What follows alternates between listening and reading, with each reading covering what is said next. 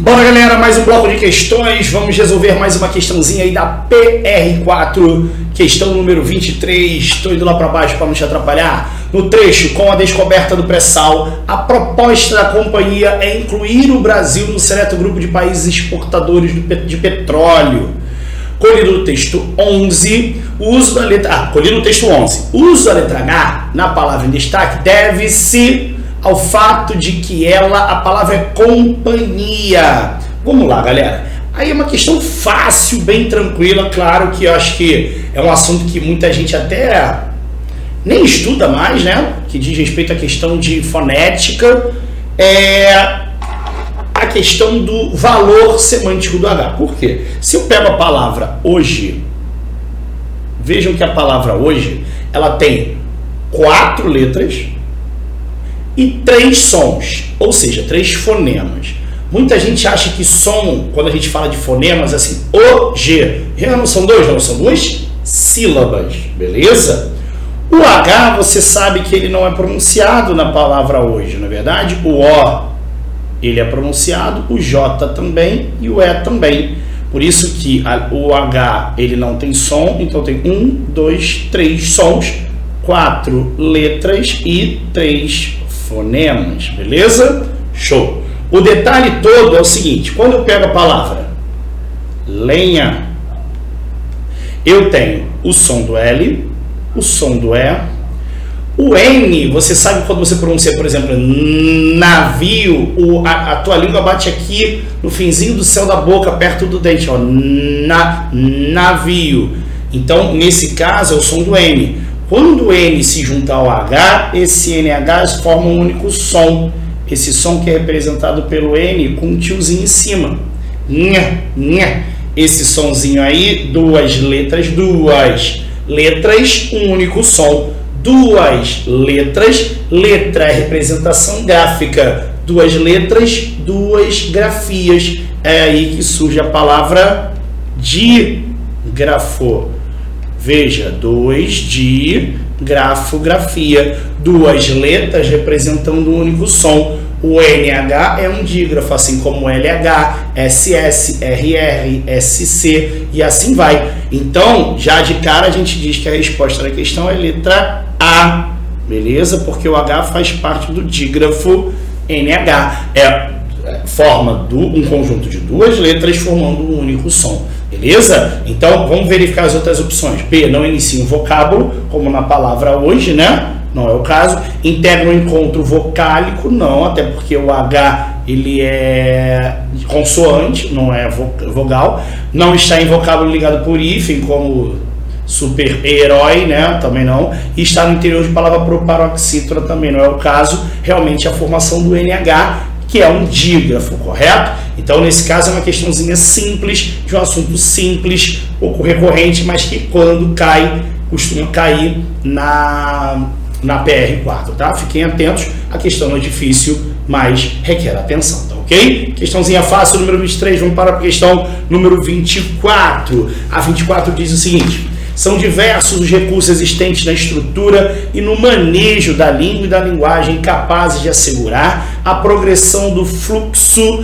informacional de um texto e levar o discurso naturalmente adiante, tornando-o mais fluente, adequado e inteligível. Entre as alternativas a seguir, marque aquela que torna coeso o segundo parágrafo do texto 12. Ora, o que acontece? O que é dar coesão ao texto, tornar o texto coeso? É torná-lo mais objetivo possível, evitando também repetições que o tornem um texto cansativo, um texto enfadonho. Quanto menos palavras se repetirem, para isso você tem vários recursos. Usar elementos de coesão referencial, usar sinônimos, usar a elipse, não é verdade? Então, a repetição de palavras não é algo muito interessante para a leitura do texto. Vejam que ele fala sobre capaz de segurar no manejo e da linguagem capaz de assegurar a progressão do fluxo informacional de um texto e levar o discurso naturalmente adiante, tornando mais fluente, adequado e inteligível. Veja que nesse caso eu quero que eu redija o segundo parágrafo do texto mencionado, o texto 12, e que evite exatamente essas repetições de qualquer tipo de termo para que o texto fique mais dinâmico, mais rápido, mais fluente. Então, vamos à questão, a letra A, alternativa A. A UFRJ também se prepara para celebrar os 450 anos da Cidade Maravilhosa. Para tanto, foi estabelecido um canal de colaboração com o Comitê Rio 450, de modo a incorporar a programação oficial às atividades relacionadas ao evento promovidas pela instituição. Ora, se vocês perceberem, instituição aqui é justamente utilizado para evitar a repetição de quê? O UFRJ. Veja que em nenhum momento ele chegou a citar a palavra Rio de Janeiro, que é o nome da cidade.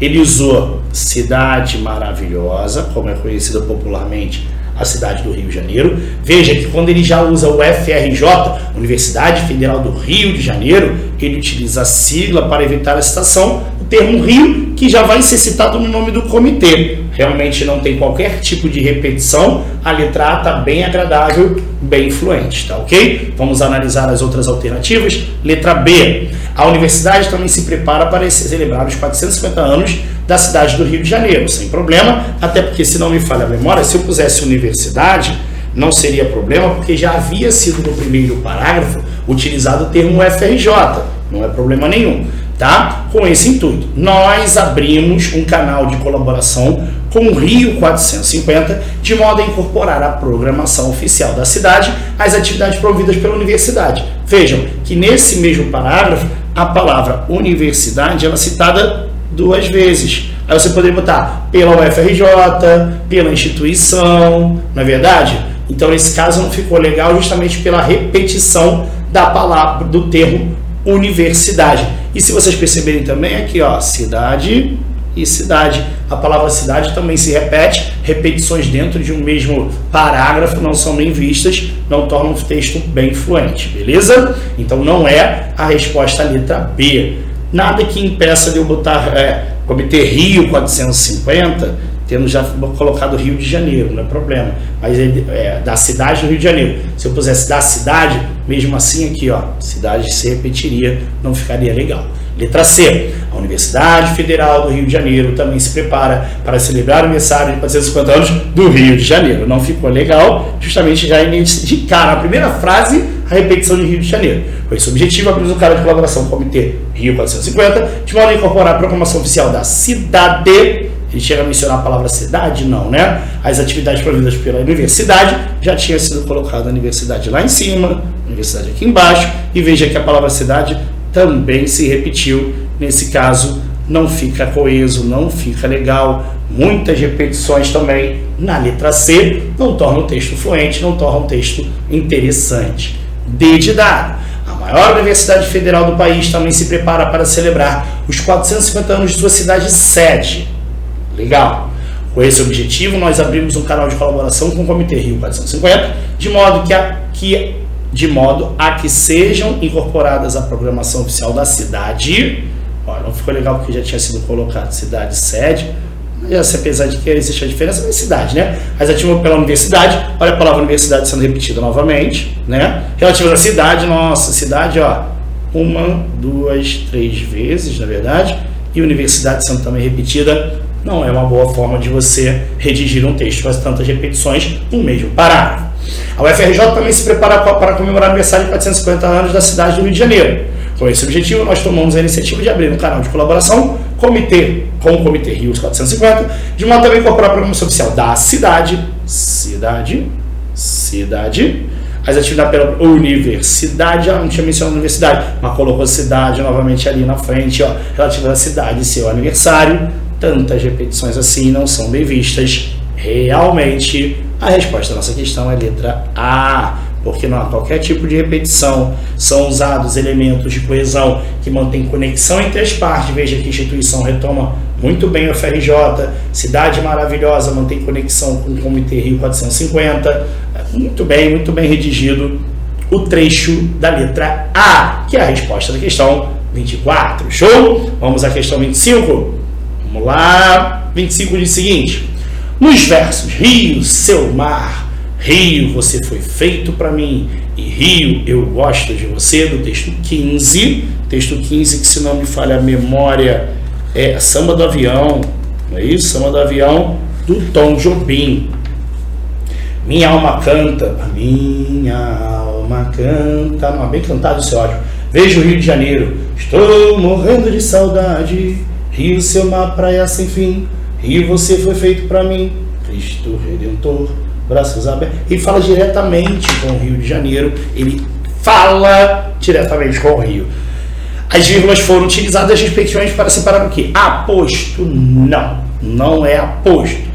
Aposto, nesse caso, para ser aposto, vai falar a cidade do Rio de Janeiro. Veja que Rio de Janeiro, nesse caso, é aposto de cidade, e mesmo assim não seria entre vírgulas, seria um aposto especificativo e não explicativo, como que a gente costuma ver entre aspas, como por exemplo, Rio de Janeiro, vírgula, cidade maravilhosa. Cidade maravilhosa é aposto explicativo de Rio de Janeiro, correto?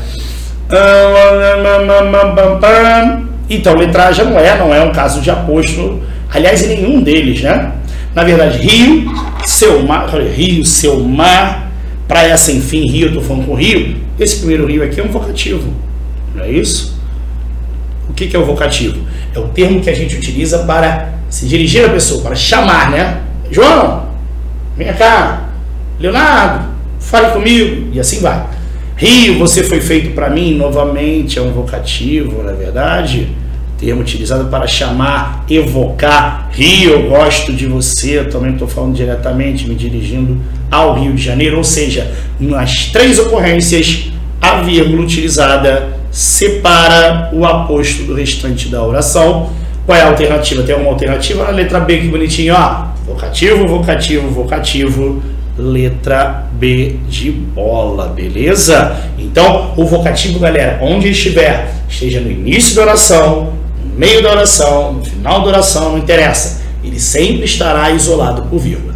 Já o aposto, ele é isolado por vírgula normalmente quando ele é explicativo, ou seja, retomando o termo anterior, como eu falei para vocês. Quer ver? Eu adoro esse exemplo aqui, ó. Júlio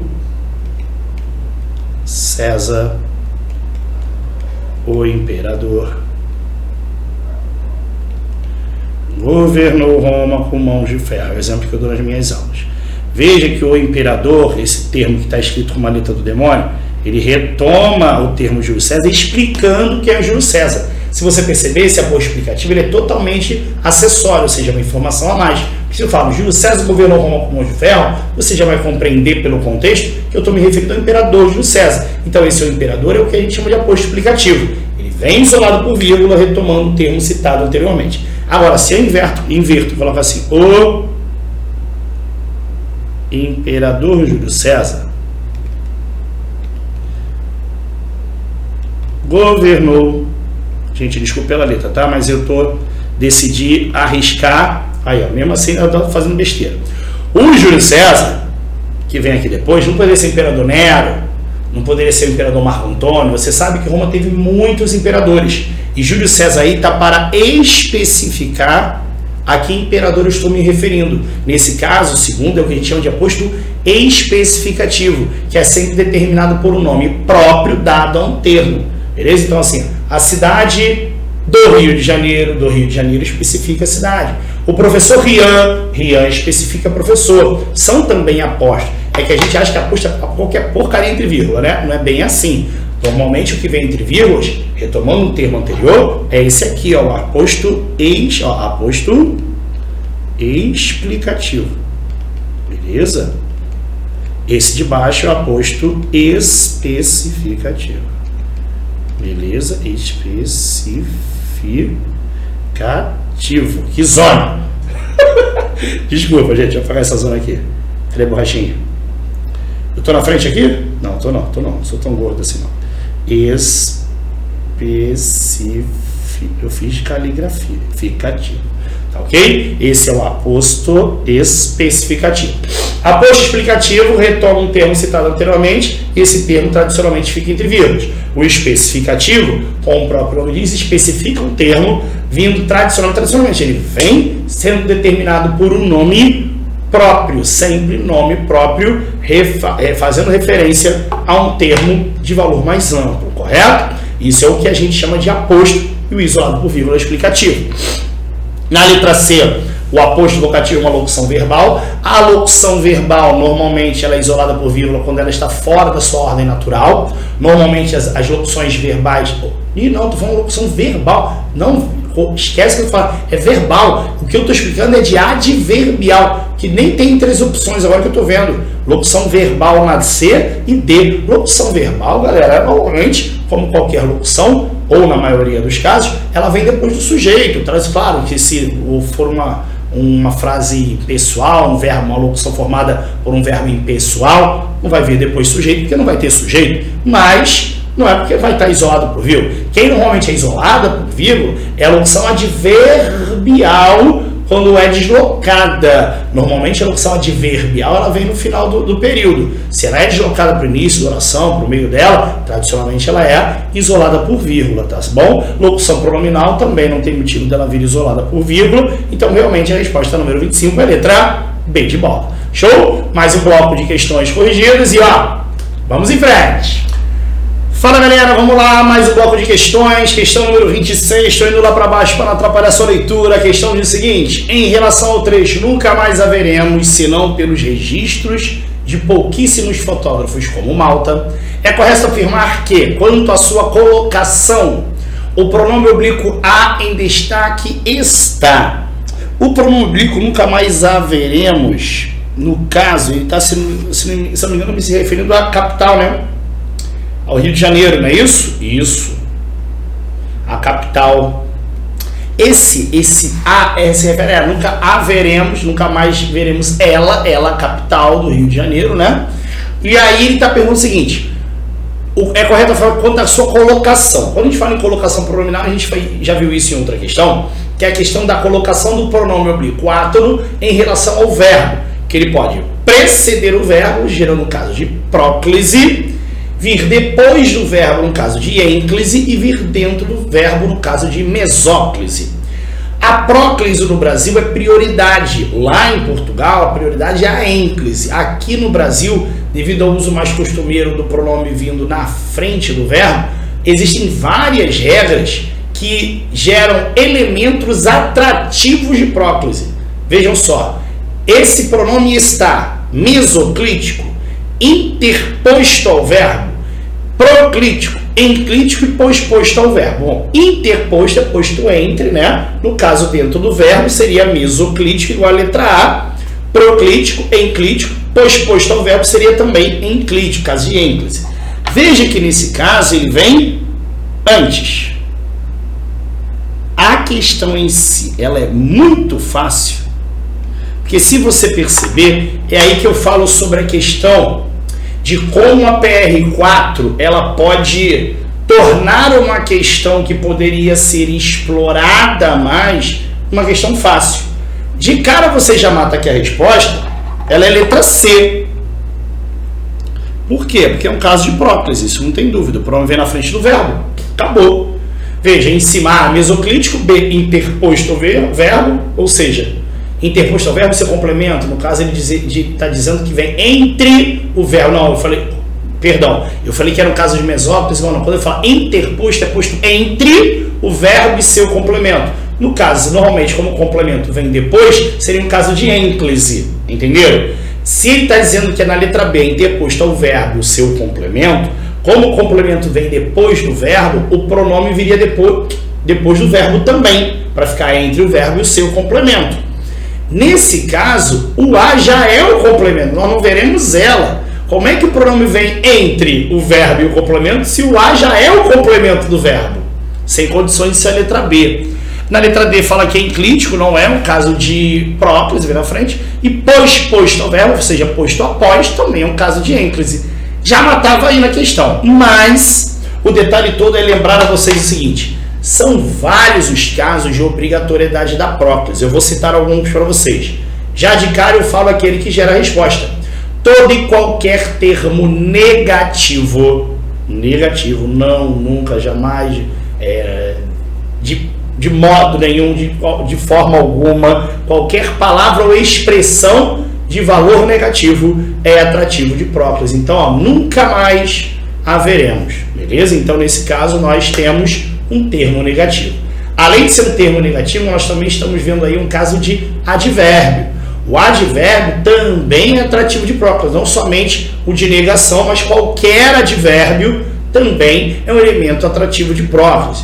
Outra situação são casos de 3 pronomes: o pronome relativo, o pronome demonstrativo e o pronome indefinido. Esses 3 pronomes, relativo, demonstrativo e indefinido, também são elementos atrativos de próclise, assim como as conjunções subordinativas, ou seja, se eu tenho uma conjunção que introduz uma oração subordinada, seja ela qual for, nesse caso pode ser uma conjunção subordinativa integrante, pode ser uma conjunção subordinativa que introduza qualquer uma das adverbiais, beleza? Se vocês perceberem, eu acabei de citar, lembra que eu falei pronome relativo?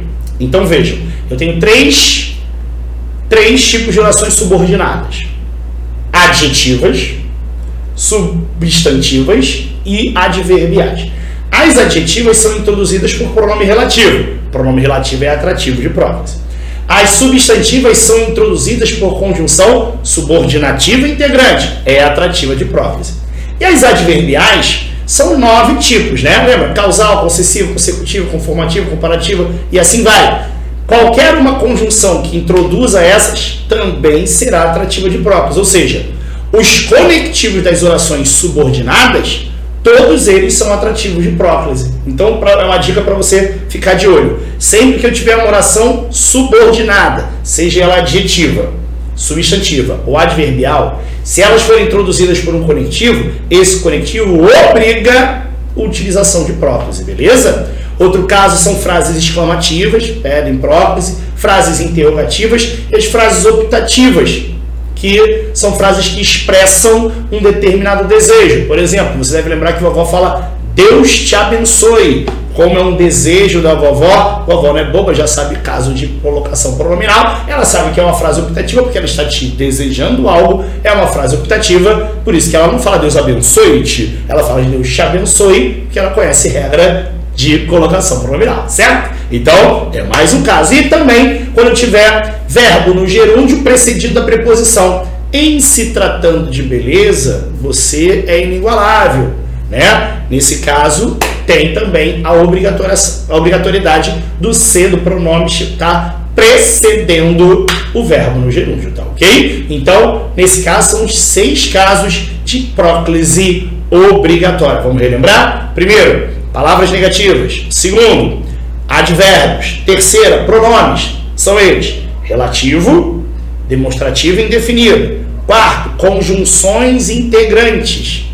Conjunções subordinativas. A integrante é uma delas. Então tem pronomes, conjunções subordinativas, palavras negativas, advérbio. As frases, quais são as 3 frases? Lembra? Interrogativa, exclamativa e a optativa, que expressa um desejo. E o 6º caso e último é o verbo no gerúndio precedido da preposição em. Beleza? Normalmente em se tratando, em se falando e assim vai. Tranquilo? Então são os 6 casos de próclise obrigatória, que acaba gerando também a nossa resposta da questão 26. Show? Então, vamos em frente. Seguindo aqui, questão número 27. Barrei aqui no teclado, quase quebrei o teclado, eu vou ser processado pelo manual. Vamos lá, 27 diz o seguinte: considerando o texto 16, assinar a alternativa em que figuram os recursos de coesão utilizados para recuperar a expressão Rio de Janeiro. O que eu vou fazer? O texto 16, ele é bem pequenininho, é um parágrafo de 4 linhas, 5 linhas, tá? Eu vou fazer da seguinte forma: eu vou ler com vocês, vou já mostrando para vocês durante a leitura quais são os elementos que já fazem referência ao termo Rio de Janeiro, beleza? Vamos lá, acompanhe comigo a leitura do texto. Da demolição de cortiços à abertura da Avenida Rio Branco, não, desculpa, é uma frase, ponto. Da demolição de cortiços à abertura da Avenida Rio Branco, fotógrafo oficial do Rio de Janeiro, primeiro a menção do Rio de Janeiro, vamos ver quais são os elementos que o retomam. Então, o Distrito Federal, o alagoano Augusto Malta documentou, a pedido do prefeito Pereira Passos, a transformação da capital, beleza? No início do século XX, que capital é essa? O Rio de Janeiro é a primeira menção. Nunca mais haveremos. Lembra que a gente acabou de fazer o caso de colocação pronominal? Haveremos, veremos ela. Ela quem? A cidade, a capital, Rio de Janeiro. Se não pelos registros de pouquíssimos fotógrafos como Malta. Quase 100 anos depois, o designer e também fotógrafo Marcelo Cavalcante, de 34 anos, decidiu juntar o antigo e o novo, mesclando a obra de Augusto com fotografias atuais do Rio.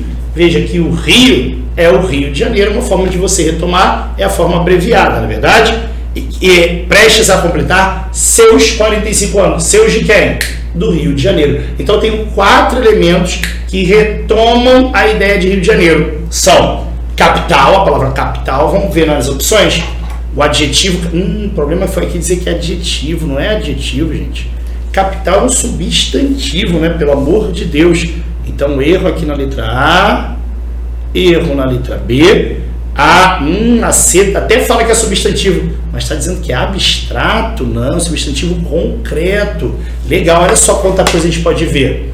Nesse caso, o erro é dizer que é abstrato. Lembre-se que é uma diferença clássica entre substantivo concreto e abstrato. A minha preocupação é se você ainda recorda o que é um substantivo abstrato. Lembrando, muita gente fala aquilo que você não pode pegar, aquilo que você não pode tocar. Esquece isso. Isso é coisa que você aprendeu lá no ensino fundamental. Você devia chamar de primário, na verdade. Lembra? Primeiro grau, segundo grau. Hoje é ensino fundamental, na verdade. Agora, o conceito de substantivo abstrato é o seguinte: é tudo aquilo que depende de alguém para existir. Eu costumo dizer aos meus alunos que se resume a 3 grupos de palavras. Sentimentos. Todos os sentimentos dependem de alguém sentir. Substantivos derivados de verbos, ou seja, de ações, na verdade. Se eu necessito de alguma coisa, eu tenho necessidade. Necessidade é um substantivo abstrato. Se eu, vamos dizer assim, se eu estou estudando alguma matéria, eu vou fazer um estudo. Estudo é um substantivo abstrato. Se eu extrair informações, eu fiz uma extração. Extração é substantivo abstrato. Se eu vou limpar a casa, eu vou fazer uma limpeza. Limpeza é substantivo abstrato. Então, são todos substantivos abstratos que serem derivados de uma ação. Necessitam da ação para existirem, correto? E o terceiro grupo é o grupo de características, ou seja, adjetivos derivados de verbos. Ou seja, se eu sou uma pessoa bela, eu tenho beleza. A beleza só existe se a pessoa é bela. Então, beleza, rapidez, que é derivado do adjetivo rápido, inteligência, que é derivado do adjetivo inteligente. Na verdade, tudo isso é substantivo abstrato, beleza? Então, são esses 3 grupos. Capital não é abstrato, é concreto, existe por si só. Na D está substantivo próprio, capital, é próprio. E é o substantivo concreto, capital, tá certo? Então, estamos entre a D e a E. A segunda palavra é o A, e aí você já mata a questão, porque você acabou de ver na questão anterior que o A se refere a ela, e nesse caso é o pronome pessoal oblíquo, e não indefinido, como está dizendo a letra E. A resposta da questão é a letra D de dado, só para confirmar. O substantivo próprio Rio, que é o resumo de Rio de Janeiro, é próprio também, e o pronome possessivo seus que também se refere aí, ó, certo aqui, certo aqui, certo aqui. Resposta da questão número 27, realmente é a letra D de dado, beleza? Vamos para a questão número 28, deixa eu virar aqui no meu materialzinho. Vamos para a questão 28, que eu vou resolver rapidinho, porque é o seguinte, como saiu no edital, só foi divulgada qual é a banca. Eu já vi em alguns concursos da PR4, caiu, botei essa questãozinha aí para vocês ficarem atentos, não custa nada a gente falar, por precaução, de manual de redação da Presidência da República, ou seja, a redação oficial. Muita gente, quando fala em redação oficial, acha que tem que redigir um texto. Não. O que acontece? Existe um manual de redação da Presidência da República que trata sobre quais são as características e a forma de se fazer um documento oficial. Documento oficial é dito aquele que é emitido por um órgão público. E existem algumas peculiaridades, como a questão da padronização do texto e tal, em relação à forma de documento. Memorandos, ofícios, mensagens, existem vários tipos hoje de documentos oficiais. E quando a gente fala em redação oficial, dá uma olhadinha no texto que é o seguinte. No texto 17... O texto 17 que é... Qual é o texto 17? Aquele abraço, música do Gilberto Gil. Olha só que legal. Os 3 primeiros versos da bela canção de Gilberto Gil, que atravessou gerações são considerados poeticamente uma síntese do protagonismo topográfico urbano, político e cultural que ainda hoje faz do Rio de Janeiro uma cidade fascinante. Ao estabelecermos uma relação entre essa síntese e as características exigidas para o texto oficial constante no Manual de Redação da Presidência da República, estaremos nos referindo a, presta bastante atenção, a questão não pede nem para você, como é que eu posso dizer, saber muita coisa de redação oficial, porque é muito simples. Veja que ele não botou nenhum documento oficial para você analisar, pelo contrário, aproveitou-se de uma música do Gilberto Gil, Aquele Abraço, a música clássica, né? Que é a seguinte, veja, o Rio de Janeiro continua lindo, o Rio de Janeiro continua sendo o Rio de Janeiro, fevereiro e março. Ele pegou esses três e fala que, ó, presta atenção, os 3 primeiros versos da bela canção de Gilberto Gil, que atravessou gerações, são considerados poeticamente uma síntese do protagonismo, blá, blá, blá, blá. Ao estabelecermos uma relação entre essa síntese, entre essa síntese e as características exigidas para o texto oficial constante do Manual de Redação Oficial da Presidência da República, estaremos referindo aqui. Ora, são 5 as características básicas, né, de redação oficial. E algumas delas estão aqui. Clareza, concisão, formalidade e impessoalidade. A padronização, na verdade, ela existe dentro daquilo que é chamado de padrão ofício. Padrão ofício é quando você tem 3 documentos, que acabei de mencionar: ofício, memorando e mensagem. Esses 3 documentos, existe um padrão estabelecido para eles 3, a mesma estrutura, só tem finalidades diferentes, beleza? Mas a padronização existe entre eles. Isso não quer dizer que todos os documentos oficiais têm o mesmo padrão, não, beleza? Por isso que eu não estou marcando aí como uma das 5 características básicas. As outras 4, sim, clareza, um texto tem que ser claro. Não é porque é um texto oficial que ele deve ser rebuscado, não. Concisão, vou pular a concisão. Formalidade, ou seja, a questão do trato, por isso é usado muito a questão dos pronomes de tratamento, né, Vossa Excelência e assim vai, Vossa Senhoria. Impessoalidade, um documento oficial não é escrito por um cidadão, na verdade é pelo órgão ou pelo cargo que a pessoa ocupa, perceberam isso? Então por isso que não pode haver trechos de caráter pessoal, posicionamentos pessoais de quem redige o texto, isso é proibido. Existe também uma outra característica que é a norma padrão culta, ou seja, o documento oficial tem que estar dentro da norma culta, ou seja, deve estar gramaticalmente correto, né? Não pode haver erros gramaticais. Nesse caso, a resposta da questão é a letra B de bola. Por quê? Ser conciso é ser objetivo. Por isso que a clareza está vinculada à concisão. Vocês já ouviram falar em coesão e coerência? A questão da concisão, lembra que a gente acabou de ver uma questão de reescritura de trecho em que eu procurava ser coeso, conciso, objetivo, evitando repetições, evitando termos que tornassem o texto enfadonho, prolixo, ou seja, eu preciso de um texto objetivo, claro, direto. Por isso que nesse caso a ideia, a relação entre essa síntese e as características, qual das características está vinculada à ideia de síntese, de objetividade, de concisão, é a resposta da questão letra B de bola. Veja que nesse caso ele só quis saber se você sabia conectar a ideia de síntese com a ideia de conceito de concisão, que é uma das características do documento oficial. Nem precisou você analisar um texto oficial, eu estou mencionando isso porque vale a pena você ficar de olho nas características dele. Quando a PR4 costuma cobrar, quando ela pede questões de redação oficial, é em cima disso, das características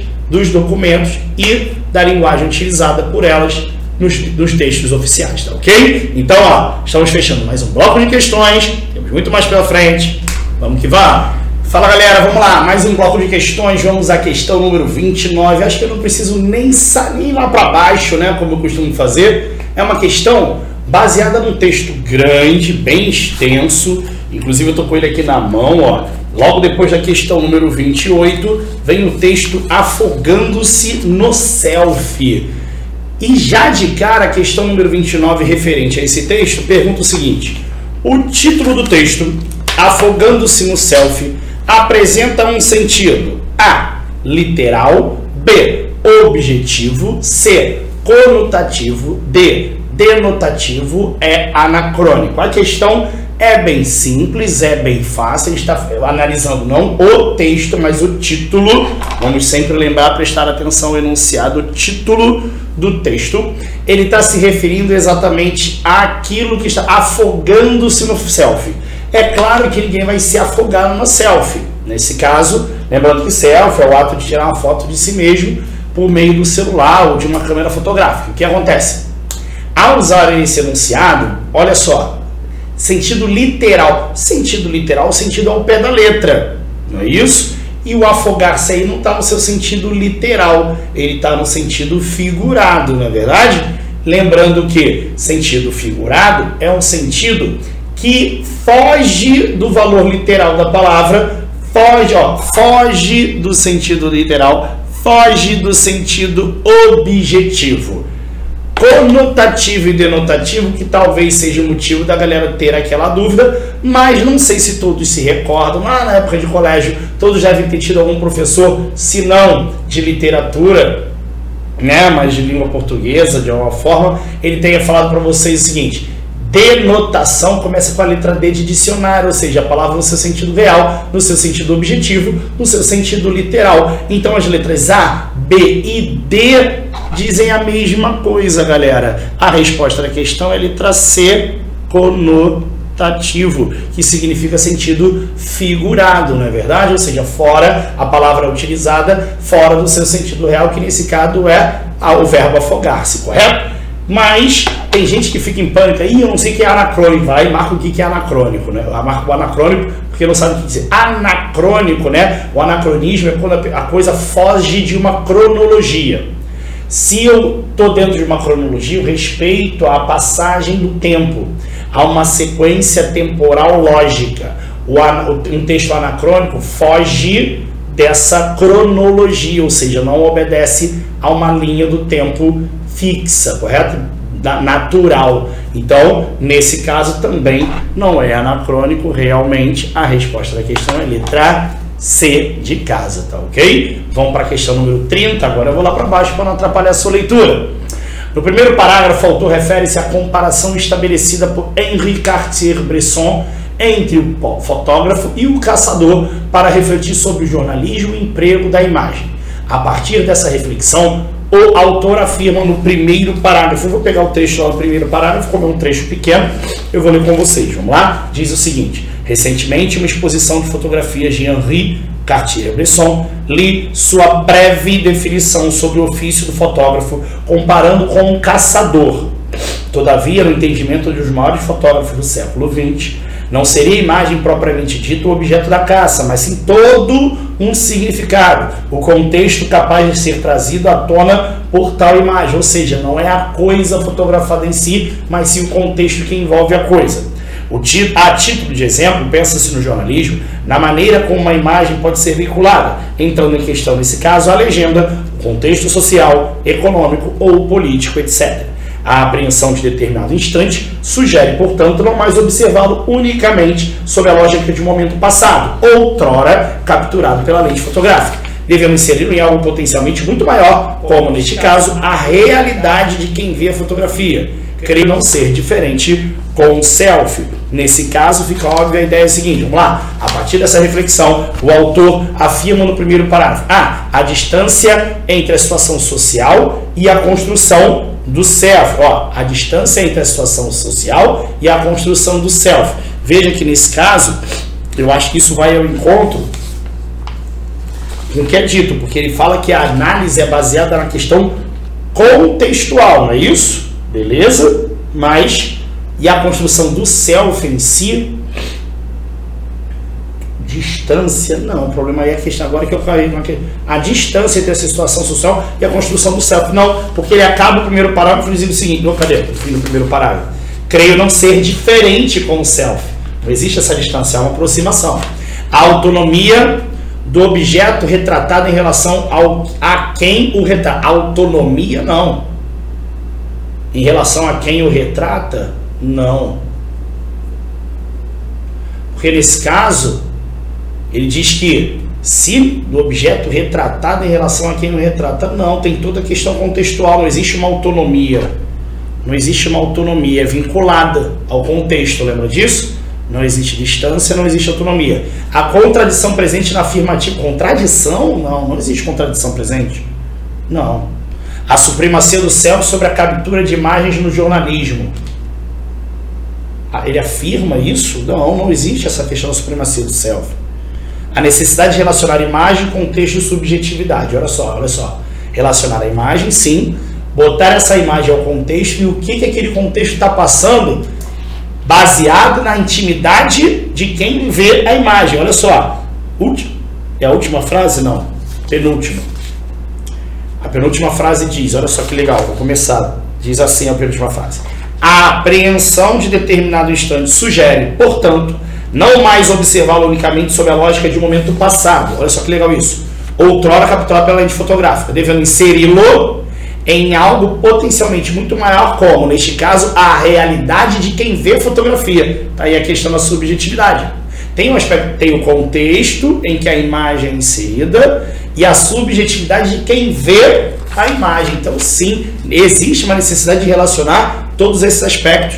A resposta da questão é a letra E, com certeza, a letra E. Beleza? Porque ele fala exatamente, ela faz essa reflexão acerca de a questão não é somente a imagem em si. E veja que o interessante também para quem quiser avaliar é que logo depois do que ele diz, ele fala assim, ó, ele encerra o primeiro parágrafo assim, creio não ser diferente com o self, ou seja, todo esse contexto, essa necessidade de relacionar a imagem, no caso da self, o contexto que seria a subjetividade de quem vê, isso é importante para a pessoa entender o objetivo da self. Percebeu? Ele fala sobre distância, dissolução social, construção da self, não existe essa distância. Supremacia do self, não existe isso. Então, nesse caso, realmente, a resposta da questão número 30 é letra E. Vamos para a questão número 31, diz o seguinte, ao tecer as conexões entre o self e o contexto, o texto aponta a conexão com as redes sociais, sim, tanto é que ele fala que, e quase que imediatamente, ao fazer a selfie, a pessoa já entra nas redes sociais e faz uma postagem, escreve alguma coisa, ele menciona isso durante o texto, e a simbiose entre os atos de ver e ser visto, olha só legal, de ver e ser visto. Então, nesse caso, vejam, ao tecer as conexões, olha só que interessante, ó, conexões entre selfie e contexto, ó, essa conexão, o texto aponta a conexão entre as redes sociais e a simbiose entre os atos de ver e ser visto, a necessidade da pessoa de se expor. Não à toa, veja que no final das contas, não há somente a necessidade de fotografar o ambiente, a pessoa se sente a necessidade de aparecer naquele ambiente para depois se mostrar para as pessoas que frequentam sua rede social. Eu acho que a letra A já contempla o que está mencionando, mas vamos analisar as outras. B, condição passageira do fenômeno, ele até menciona isso sim, e a cisão entre a figura do fotógrafo e a do... Não existe cisão. O fotógrafo é do fotografado, a gente está falando da selfie, não existe cisão, é uma relação. Separação entre o selfie e quaisquer modos possíveis de contextualização midiática, claro que não, é necessário para ele, não existe essa separação, há essa conexão, como é dita na letra A. Vou até mostrar aqui, ó, cisão não existe, separação não existe. Valorização do objeto fotografado e a colocação do fotógrafo em um plano divergente, né, convergente, no mesmo contexto. Forma como a tecnologia supera a exibição da subjetividade, colocando no segundo plano, isso não é mencionado, supera. Realmente a conexão entre self e contexto, essa simbiose, essa necessidade da pessoa se expor, além de ver, também de ser vista nas redes sociais. Resposta da questão número 31 é letra A. Interessante, vocês devem ter percebido que as três primeiras questões desse texto, relacionadas a esse texto, são de interpretação. Veja que muitas das questões que nós vimos também tinham interpretação, mas focadas na gramática. Essas três primeiras já foram diretamente na questão de interpretação do texto, da absorção da informação, da compreensão e da interpretação. Vamos para a questão número 32. Vejam a 32. Só para molhar a garganta. No último parágrafo do texto, o autor questiona se um possível anacronismo derivado de incompatibilidade geracional estaria atrelado ao seu espanto diante do fenômeno do self, dentro do contexto textual referido. A expressão anacronismo liga-se à ideia de, olha só que interessante, quem conhece o conceito de anacronismo, foi aquilo que eu falei para vocês, da questão da não necessidade de obedecer a uma cronologia de acontecimentos.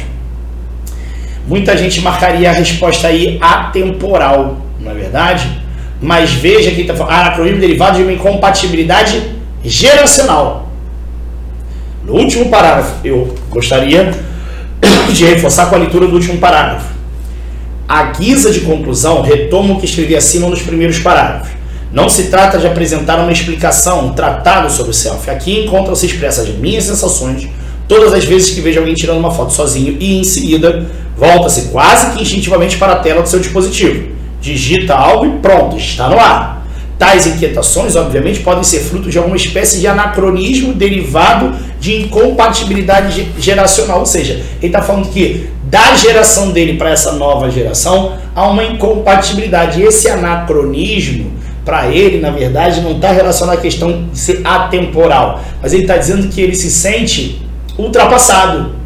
Ele, em relação ao que ele via na época dele, o que ele vê hoje, anacronismo derivado de uma incompatibilidade, ele não se sente, não tem uma compatibilidade com a geração de hoje. E esse anacronismo, então, nesse caso, passa a ideia de que ele se sente ultrapassado, de que ele se sente antiquado, que seria a resposta da letra D de dado, beleza? Para ele, a ideia, liga-se a ideia de que ele se sente atrás, muito lá atrás, do que acontece nos dias de hoje em relação à utilização às fotografias, à utilização do self, das fotografias, das autofotografias, não é verdade? Ficou claro isso? Então, continuamos na questão interpretativa. É um texto muito bem explorado no que diz respeito à interpretação do que o autor redige. Vamos à questão número 33. A citação das ideias do pensador francês Jean-François Lyotard no texto, a saber, são os novos tempos em que a pós-modernidade romperia com uma narrativa pré-estabelecida da história e, por sua vez, perderia o seu sentido original, no caso, o sentido desejado pelo artista. É usado para questionar os possíveis significados do self. Em relação ao pensamento de Lyotard, é correto afirmar que o texto A. opõe-se, pois Lyotard nega os pressupostos de significação subjetiva. Não, antes de analisar, antes de avaliar o que a questão diz, eu quero discutir com vocês o enunciado. Vejam só. Deixa eu só confirmar. O texto de Faustino da Rocha Rodrigues, esse texto que ele menciona o Jean-François Lyotard, é importante você lembrar o seguinte: o texto é do... De novo, me perdi. Faustino da Rocha Rodrigues. Ele cita no seu texto o francês Jean-François Lyotard, tá? No texto a saber, a citação desse no texto a saber são os tempos, os novos tempos em que... E não, estou fazendo confusão. Perdão. Cadê? Ele no texto, ele menciona, viajei, que viu a fotografia de Henri Cartier-Bresson.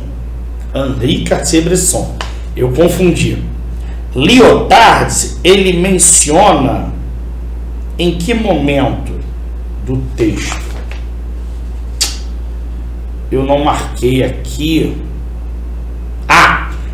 Antepenúltimo parágrafo. Alguém diria, né? Começa exatamente assim. Alguém diria: são os tempos, os novos tempos. É logo no início, deixa eu contar aqui. Primeiro, segundo, terceiro, quarto, quinto, sexto, sétimo, oitavo parágrafo. O texto tem 10 parágrafos. No oitavo parágrafo ele menciona, né? São os tempos, os novos tempos em que a pós-modernidade romperia com uma narrativa pré-estabelecida da história e, por sua vez, as coisas perderiam o seu sentido original, no caso, o sentido desejado pelo artista. é usado para questionar os possíveis significados do self. Em relação ao pensamento de Lyotard, é correto afirmar que o texto A opõe-se, pois Lyotard nega os pressupostos de significação subjetiva e atrela à pós-modernidade domínio amplo artístico, domínio amplo artístico, enquanto o texto demonstra os limites do self como subjetividade e como produção de arte. O que eu questiono aí é a questão do atrela à pós-modernidade, o domínio amplo artístico. Não, ele não faz isso não, tá? B. Opõe-se, pois Lyotard propõe a ressignificação da arte pelo receptor, enquanto o texto demonstra que cada vez mais o self impõe-se como domínio artístico idiosincrático e que coloca o sujeito em primeiro plano.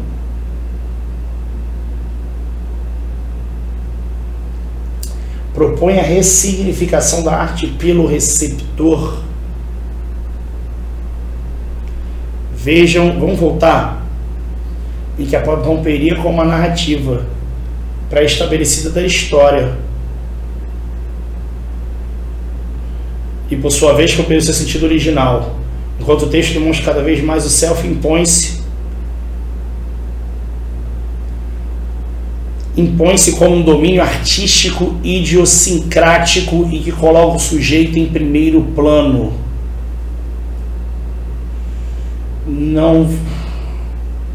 Eu não estou entendendo a relação entre os dois.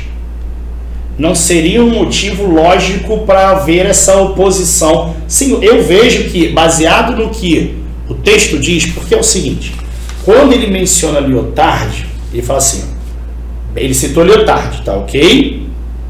Bem, ainda no oitavo parágrafo. Pode até ser. De toda forma, vejo de maneira interessante que essa suposta ressignificação, sim, propõe a ressignificação, tá? Beleza. É feita por meio de uma transposição de valores, de sentidos, saindo do sentido original àquele ansiado pelo artista. Por sua vez, nesse tipo de fotografia, o self desponta cada vez mais a ideia de indivíduos, mais do que o indivíduo retratado propriamente dito, como tal, suas idiosincrasias. Domínio artístico idiosincrático, não. Sim. Desponta cada vez mais a ideia do indivíduo, mais do que o indivíduo retratado propriamente dito, tal como suas idiosincrasias. Mais do que as idiosincrasias, então não existe um domínio artístico. Agora eu entendi. Entendi por que não a letra B. Eu estava confundindo, porque ele fala assim, ó, legal. Por sua vez, nesse tipo de fotografia, o self desponta cada vez mais coloca o sujeito em primeiro plano. Sim, ele diz isso. Isso é o autor do texto. Mais do que o indivíduo retratado propriamente, tal, assim como suas idiosincrasias. Então não impõe-se como um domínio artístico idiosincrático. Não. Ele se coloca mais do que as suas idiosincrasias. Então, não é a letra B. C. Vincula-se. Não se vincula. Ele questiona. Já mato que vincula-se, tá? Pois tanto as ideias de Lyotard quanto as defendidas no texto compreendem a supremacia do sujeito concreto como produto artístico fundamental na pós-modernidade. Lyotard não é bem... Não, calma aí. Falou em sentido, saindo do sentido original, aqui lançado pelo artista. Mais do que indivíduo retratado propriamente dito. Não há essa vinculação, ele se questiona. Não existe. D. Opõe-se, pois Lyotard mostra a substituição da ideia do artista pela do sujeito. Sim, ele menciona isso. Enquanto o texto demonstra o self como a superação do indivíduo e a celebração da ideia do indivíduo. Sim. Lyotard mostra a substituição da ideia do artista pela do sujeito, ou seja, a subjetividade mencionada, enquanto o texto demonstra o self como a superação do indivíduo e a celebração da ideia do indivíduo, ou seja, do eu. Sim, letra D de dado. Aí, ó. Questão difícil, hein? Questão difícil. Vincula-se, não há um vínculo, há uma posição. Ele pode até ser, de toda forma, vejo de maneira interessante que essa é feita por meio de transposição de valores. Não. Ou estratégia de ressignificação da obra da arte pelo indivíduo, bem como a substituição dos significados criados pelo artista. Não. Substituição dos significados criados pelo artista? Não. Ali há uma manutenção. Nossa, questão complicada, hein? Olha, as 5 primeiras questões dessa prova são bem complicadas. Na verdade, não, vamos lá. A primeira não era complicada, é só você saber o conceito de denotação e conotação. A segunda, mais ou menos. Agora, a terceira, a quarta e a quinta foram tensas. Não é? A questão, a segunda tranquila. A terceira também não. Tá? A quarta preocupava por conta do sentido de anacronismo, não é isso? Porque se a pessoa for no sentido literal de anacronismo ia ser derrubada, e essa aí realmente foi um pouquinho mais tensa do que as outras, mas deu para perceber a questão da oposição, mais baseada na questão da substituição da ideia, né? É diferente. Então vamos para a questão número 34. 34 diz o seguinte, aliás, foi até uma falha minha, perdoe-me, né? Perdão. Porque no caso eu estou falando de idiosincrasias aqui, de uma maneira automática, até de uma maneira intencional. Por quê? Se eu já viesse a mencionar nessa questão que ele fala sobre, como é que é? Domínio artístico idiosincrático, tá? Idiosincrático. Domínio artístico idiosincrático é do domínio do artista ao aplicar na obra as suas... eu quero buscar outra palavra. Características suas, pessoais, ok? Por que eu não estou querendo dar o sinônimo automático? Para não responder a 34 de cara. Mas o termo idiosincrasia refere-se ao sentido de, lá naquele trecho que eu acabei de ler relacionado à questão 33, foi o seguinte: por sua vez, nesse tipo de fotografia, o self desponta cada vez mais a ideia do indivíduo, mais do que o indivíduo retratado propriamente dito, tal como suas idiosincrasias, ou seja, as suas características pessoais, as suas características particulares. Beleza? Questãozinha complicada, questãozinha mala, mas que tinha a ver com aquilo que tinha entendido. Por isso que eu não queria expor de uma primeira...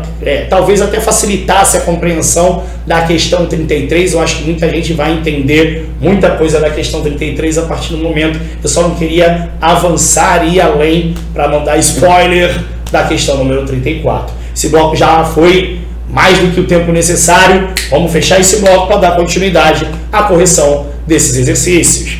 Vamos que vá!